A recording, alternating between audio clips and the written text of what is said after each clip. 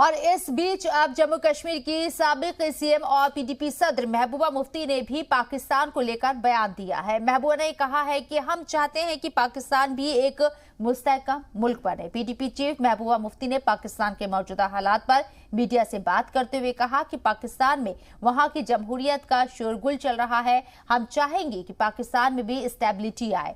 महबूबा ने पाकिस्तान को लेकर कहा कि पाकिस्तान हमारा पड़ोसी है और वहां जमहूरियत का होना जरूरी है।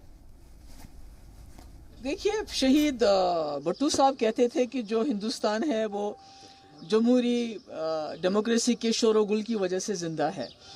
आज मुझे लगता है पाकिस्तान में भी जमहूरियत का शोरगुल चल रहा है और कहीं ना कहीं उस मुल्क में भी डेमोक्रेसी जड़ पकड़ रही है।